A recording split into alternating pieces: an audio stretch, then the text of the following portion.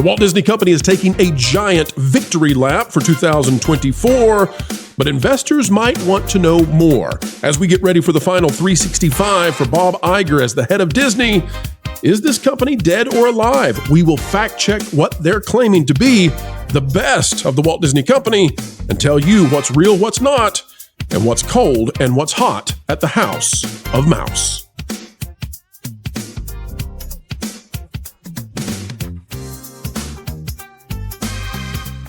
Hello, ladies and gentlemen. Welcome back to the Pro Channel, where we always give you a full-blown PhD in Mickey. Today, we're doing just exactly the same, and we are so excited to have you here with us. And this is also another chance, folks, for us to break through the mold and give Disney some credit where credit is due. But as you know, oftentimes they do not deserve that which they claim. And of course, with the heavy dosage pixie dusters, cupcakers, etc., they sometimes complain that the Pro Channel is negative about Disney. We don't think so, and we don't think you'll feel that way after this video either. In fact, one of the best things about running this channel for the past 2 years has been people will say, you know, I click on your thumbnails, I click on your titles because, well, they're sensational and I can't believe it. And then I get in there and it's an intellectual discussion of what's going on, and I feel so much smarter. And folks, that's just about as good of a compliment as we could ever hope to receive. We hope that we're making your days better and helping you be wiser about what's going on. Take a look at this. It's the market. This is the market, the S&P 500 index.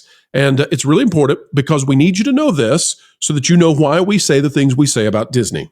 Over the last 5 years, you'll see that the market has went from somewhere around 3,000 to now being just under 6,000, 5,942. And by the way, we're recording this over the weekend, so it's unlikely to change, honestly.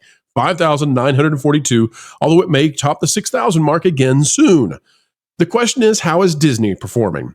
And if you've wondered why sometimes we're not quite so positive and cheerful about the House of Mouse in the way that other YouTube channels are, we consider that to be a realistic point of view. This is the chart for Disney.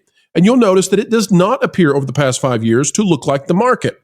That is why we are markedly different than the YouTube channels, the vloggers and the bloggers who do nothing but praise Bob Iger, the Mousy Messiah. Because we know that if you invested, although we're not giving any financial advice, if you had invested in just the market, you would be significantly outperforming Disney.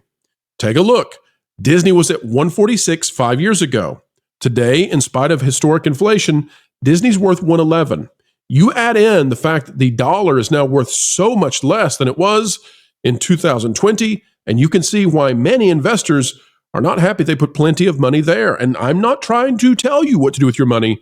And let's also not forget that before Disney decided to go crazy political and ideological and do whatever they did, they were near the 200 mark. In fact, the highest point they had was 197.16, and we believe they topped that, by the way, for a day, although it did not close, but they have been over 200. And so that was under the direction of the prior CEO, Bob Chapek. They got rid of him, and they've been down here with Bob Iger ever since. Well, that's not pleasant to us because we want people who are investing in the company to look like the broader market. And you can see what the broader market looks like. It does not look like Disney. A delta between these two charts.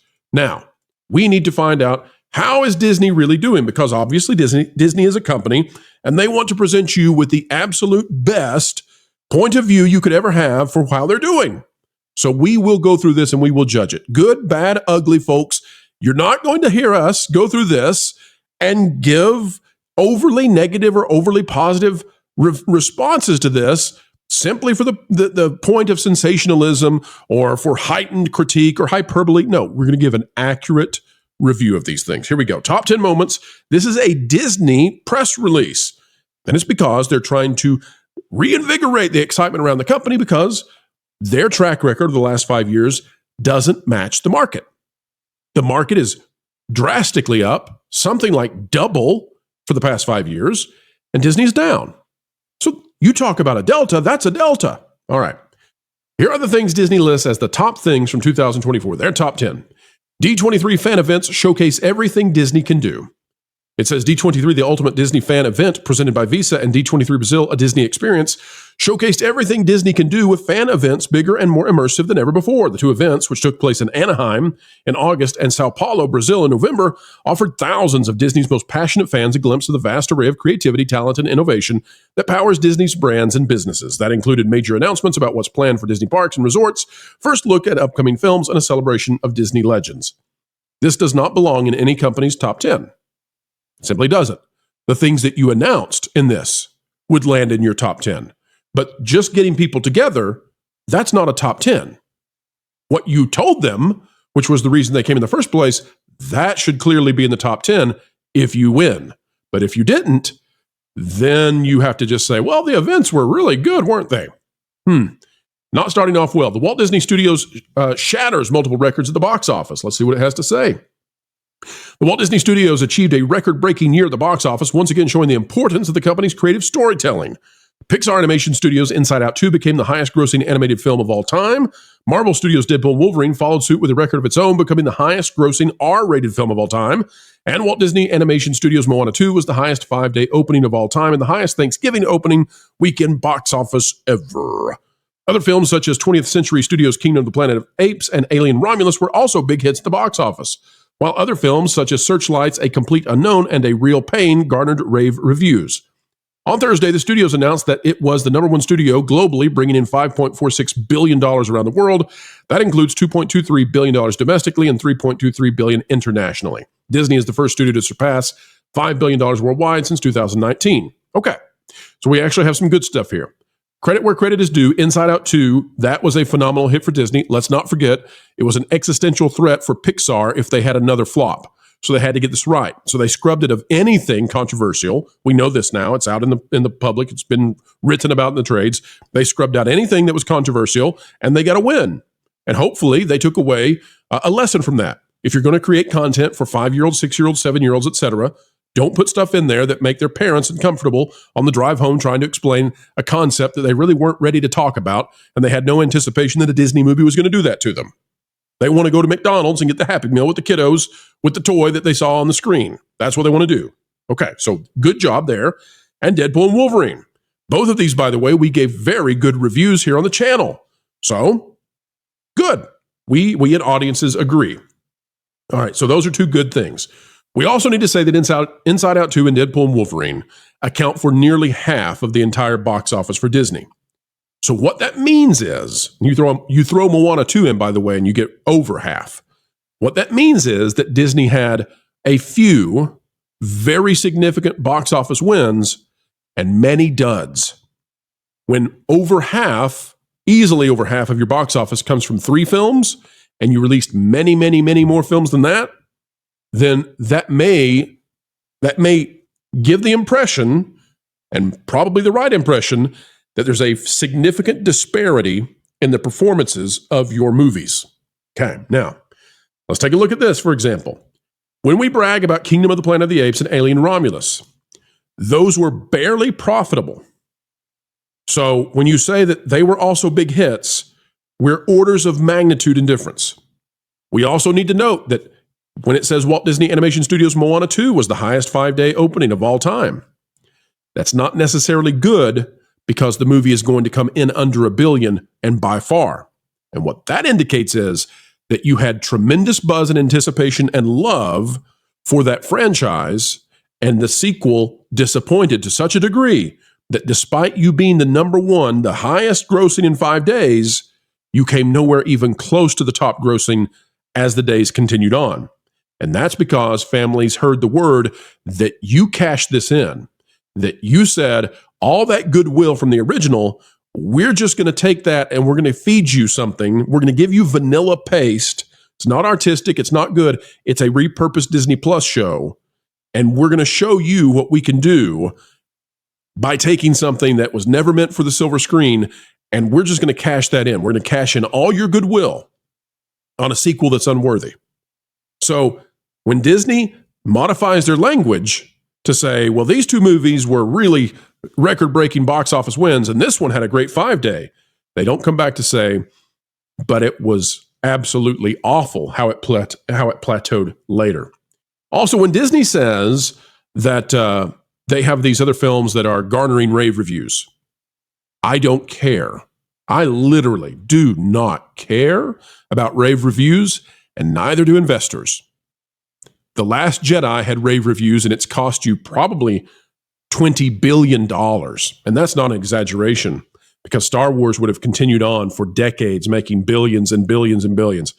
In fact, 20 billion is probably a low number. I should probably revise it. Minimum 20 billion. And how were those rave reviews for Last Jedi? So, when it says that Disney is the number one studio globally, bringing in $5.46 billion, the thing you need to know about that is that Disney, back in 2019, made $11 billion. So we're currently still less than half of what Disney was in 2019 and farther back. So what caused that more than half loss? Well, Hollywood decided to go ultra, uber political, partisan, ideological, and woke. And that broke the industry to the tune of now they're struggling to make even half of what they once did. And folks, what is inflation?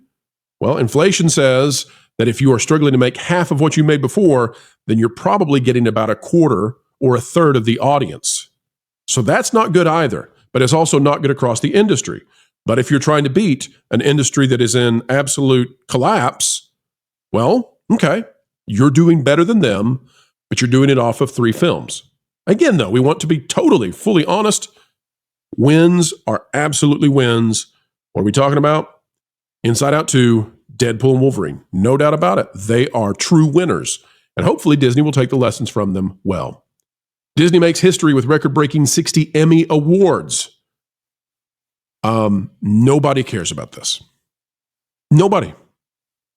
The awards are given often at the behest of the corporations. Disney has sway. Disney has cachet. I don't care if Disney managed to get awards for their stuff by giving awards for their stuff. Enough said. ABC News notches number one viewership while covering 2024's biggest events. It says ABC News delivered another year of exceptional news coverage, providing audiences with trusted insight. Now, let's remember, we got to pause there. Let's remember that according to Axios and Rasmussen, so those are 2 polling firms, 2 polling companies that are about as far apart in terms of leadership and in terms of political divide, and yet both of them have found, Rasmussen and Axios both have found, that never has the media been so distrusted as it is now. We're talking about, of course, the legacy media, and ABC News is right at the head of that. So when it says trusted insight and analysis on 2024's biggest local, national, and global stories, no way. No way. In fact, ABC News' flagship morning news program, Good Morning America, had the highest total viewership of any morning show during the 2023-2024 season for the 12th straight season.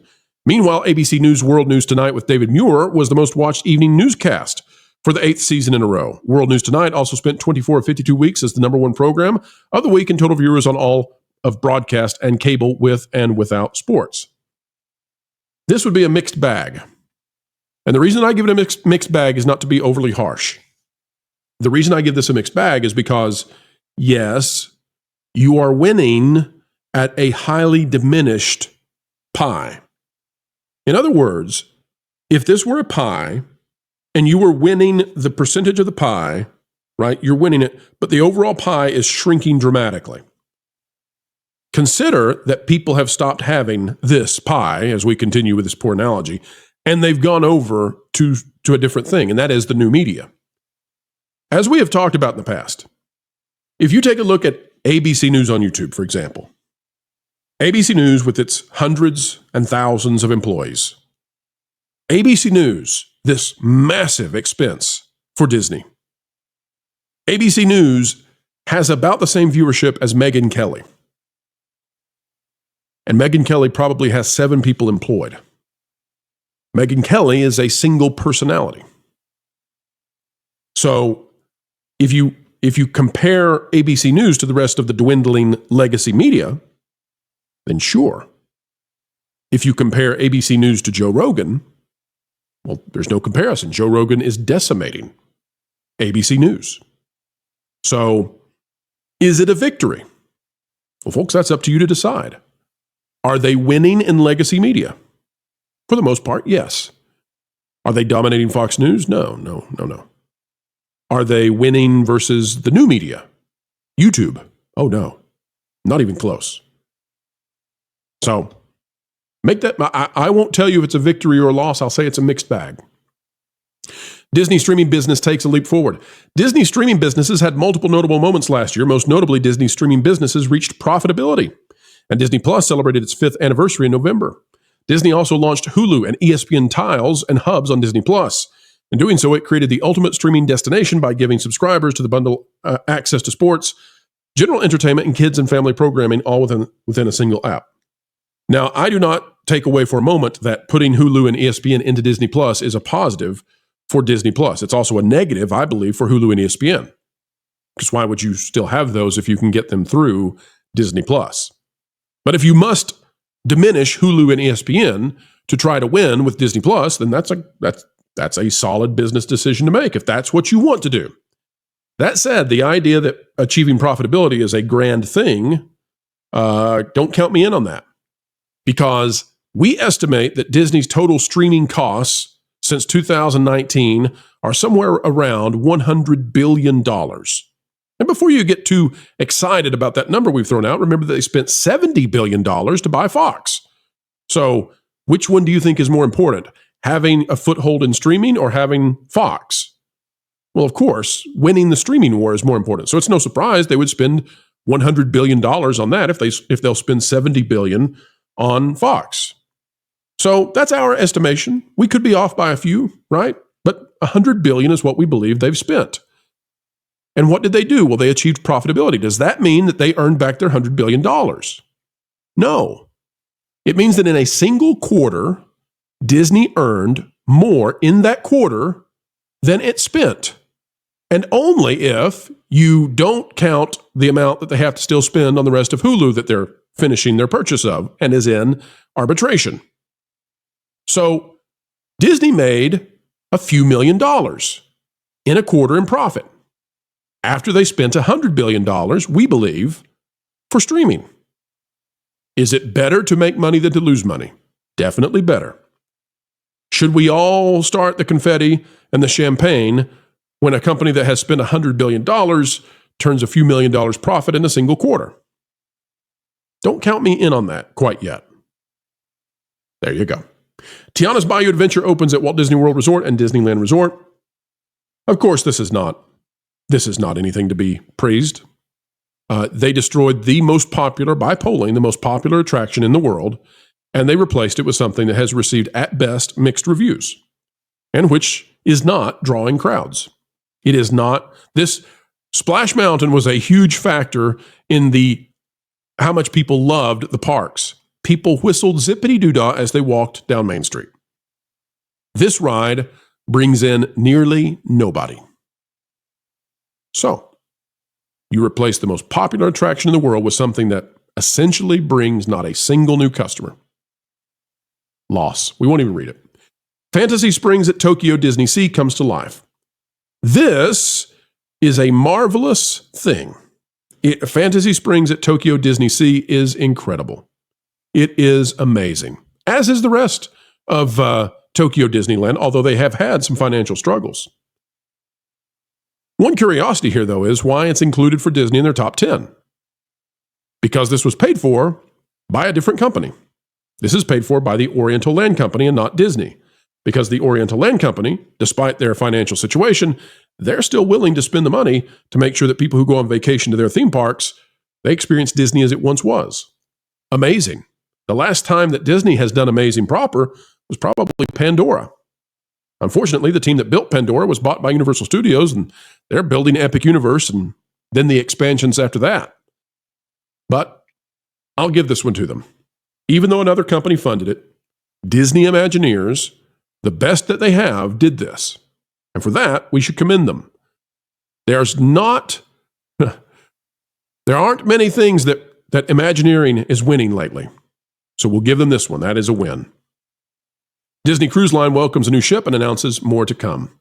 In November, Disney Cruise Line welcomed its new ship, the Disney Treasure, during a spectacular waterfront christening celebration on the Hudson River in New York City. here's the problem with Disney Cruises. We have been totally, utterly praiseworthy or praising of this praiseworthy Disney Cruise Line segment of the business. I haven't said a negative thing until the last few days. And we did an article on That Park Place where we talked about Disney is now reducing the tickets for some of these cruises by 50% for kids. That can amount to thousands of dollars in reduction.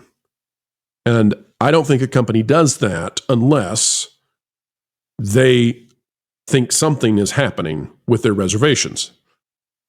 So it seems to me that Disney could be fantastically successful with their cruises. I think they will be.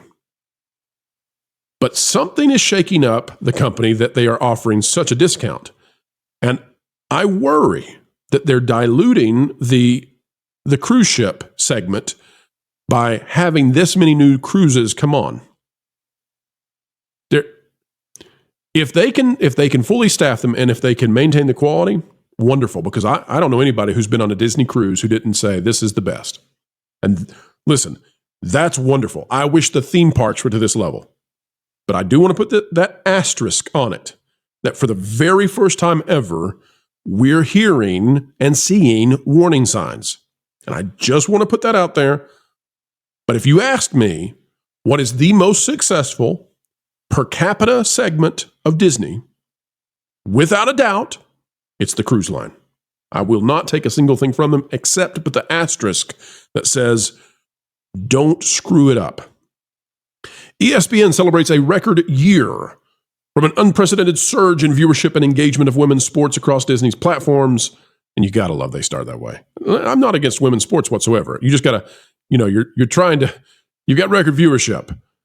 It was not driven by women's sports. And by the way, that's in danger now because of what's happening with the WNBA. We'll leave it where it is. I don't want to get into that. I don't want to go there right now. That's a controversy for another day. I think we're pretty uncontroversial in this video so far. So let's stay out of the fire for one time. We'll do it 10 more times in the next few days. But for this one, 2024 was an extraordinary year for ESPN, dominated in viewership across game broadcasts and studio shows, and led the way with innovative storytelling and animated alternative broadcasts. The ESPN brand remains unmatched in sports media, ranking as the number one brand for following sports, yada, yada, yada. Yes, ESPN had a wonderful year in terms of viewership. The problem for ESPN, this is going in the mixed bag category. The problem for ESPN is that the costs for running ESPN and maintaining these sports contracts are getting so expensive that it's becoming harder and harder to turn a profit with this. That is why, by the way, we believe that Disney is going to be turning to sports betting in the future. And overall, I think that diminishes the Disney brand significantly. So ESPN did achieve some milestones, but the cost, I believe, is far too high. Specifically, the NBA contract is just awful for Disney. They paid billions and billions and billions of dollars for the NBA contract. NBA ratings in the last decade have dropped 50%. That is a league that is beleaguered by politics. You see a trend there? And Disney has paid so much money, and there is no indication that that league, which is utterly mismanaged, can get out of politics anytime soon. So that is the Star Wars of the sports world. Sad, but true. Finally, it says the Walt Disney Company looks ahead with Epic Games and the NBA. While 2024 was a banner year, two of the most exciting moments for Disney last year were announcements about things to come. It talks about essentially Disney buying a big enough part of Fortnite with Epic Games that they'll be putting their own Disney World into Fortnite. And then it talks about ESPN with the NBA. And we've already said that's a horrible deal. It's just horrible. A horrible contract for Disney. They overpaid to such a degree. The NBA is hosing them. It's embarrassing. That said, I can't think of just about any better way Disney could have stepped into the gaming sphere than Fortnite and Epic Games. Disney, you see, has had a very checkered past with gaming. One of the dumbest things Disney has ever done is that they exited gaming almost completely and just switched to a full-blown licensing structure. And of course, as you know, the gaming industry is something like 12 to 13 times bigger than the film industry. So the idea that you would extricate yourself completely from that is nuts. Yet, here we are, Disney is getting back into the game, and they're doing it not through getting their own woke employees into a studio, but rather by buying something that is hyper successful, Fortnite. And let's remember, Fortnite has largely stayed out of the divide, whereas we have seen places like Concord and Assassin's Creed and Dustborn and all of these games, Star Wars Outlaws, we've seen these companies do these horrific things to the gaming industry. Epic Games hasn't done that, mostly. They've kept Fortnite free of it. And Disney spending billions of dollars to get in with Fortnite is probably a really, really good idea. So, folks, I hope you kept score. I did not. I don't remember exactly how many of these that I graded as being good versus bad, but I hope now that you can be glad to know that you can tell your friends you know how Disney really did. And when they bring up topics like the movies and Disney breaking records and all these things, you'll know the truth and you'll know where entertainment is going because you watched this video. That's the goal, folks. We try to every single day brighten your day and make you more aware, because ultimately the stories that we tell and the culture that we share shape the experience we will have together for years and years to come. Disney, as the largest company in terms of entertainment, really matters for that aspect because they impact the way that our kids and our adults see the world around them through the narratives that they're fed. And therefore, we cover them every single day. And on this channel, we go to places that many of the others simply won't because they want that cupcake early access, and we don't give two hoots. But we give our best every single time to tell you what's happening 4 times a day, right here every day. Folks, if you like this kind of content, consider clicking the like button, share, subscribe, click it and stick it to the algorithms. It is the notification bell. Drop a comment down below. Let us know your thoughts. And wherever you are and whatever you're doing, keep learning, keep growing, and keep having fun.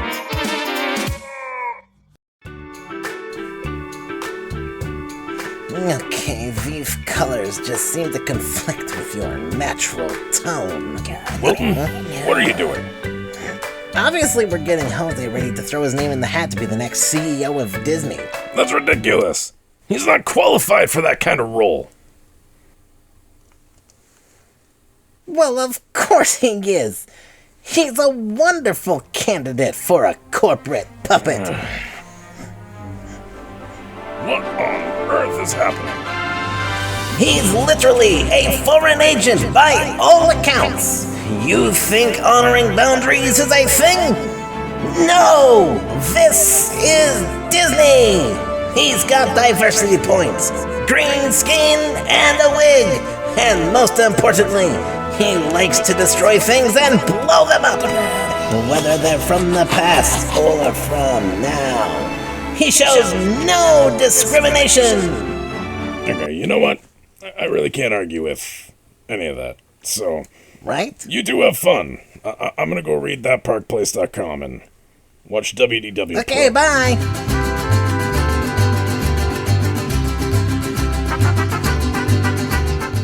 Okay, Jose, say magical experiences. I already hate this.